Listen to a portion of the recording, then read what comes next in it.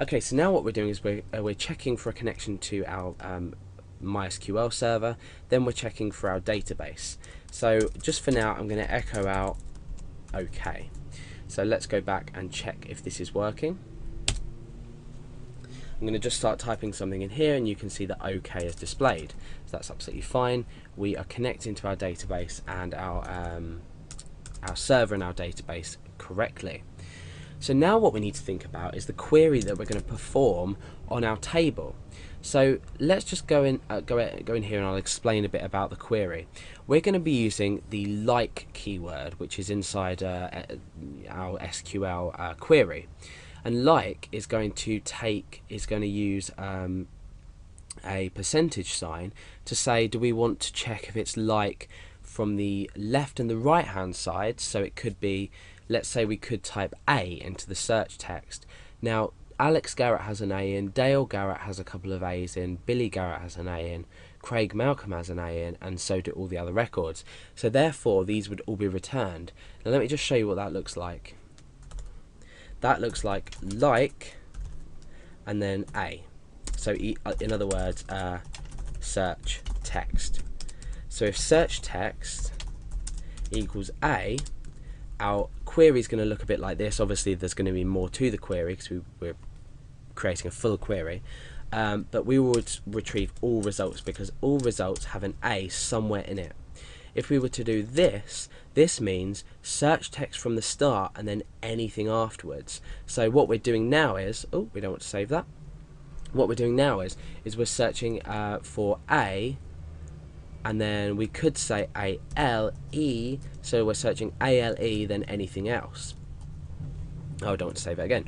So yeah, this is the way we're going to do it. We're not going to use a percentage sign at the end of each one, but we are going to use one at the end to correctly display our search results, because we don't want to be searching, you know, with keywords inside of our words, if that makes sense. If not, you'll understand a bit later, and there is another tutorial on this that I've created, so you can go and have a look at the like keyword.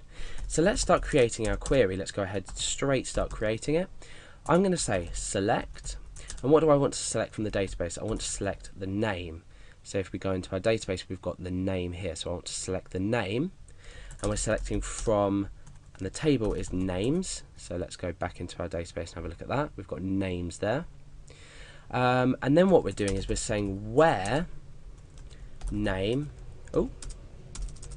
where name like, remember I said, now usually you do this if you want to search for a keyword inside here, but what we're doing is we're just saying like, and we're specifying the search text and then the percentage sign afterwards. So we're searching for anything in the front, well, we're searching for a specific in the front, so ALE would produce Alex Garrett and Alex Malcolm, and then anything after that.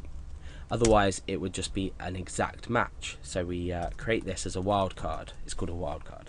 So we need to think about security in here as well, so let's escape that there, and reconcatenate that on there.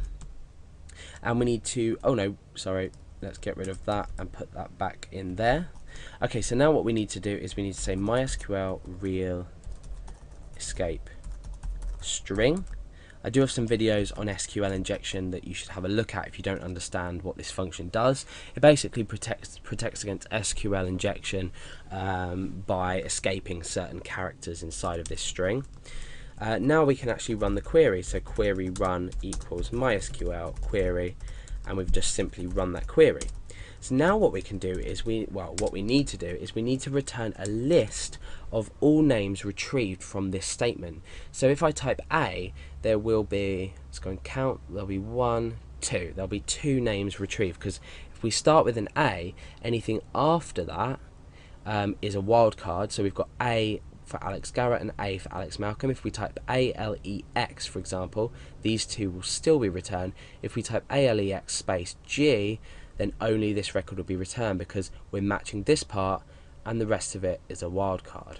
So hopefully now that makes sense if you didn't understand before. So we need to use a while loop. As we've done in some of my previous tutorials, we've looked at creating an array from our query, from the results. So I'm going to say while query row equals MySQL fetch associative. Now what this function here is going to do is fetch an associative array from the records that we've returned from this query, and we specify the query inside of it just like that. So now what we can do is we can access each element of the returned results. So I can say just print out the name. Obviously we're not selecting the ID from the table here, so we're just going to have access to this name. So let's echo out name equals, so we're just basically setting the variable called name here. So name equals query row. Remember, we've set the array as this variable here, so we're using square parenthesis as an array, and then we can just type in name there because it's an associative array, so this value here of name will match our field in there. So hopefully that makes sense as well. And we're going to append a break on it because we want it to look nice when we are displaying it as the user is typing, otherwise they're all going to be inline. Okay, so that's about it. Let's go back to our page and refresh.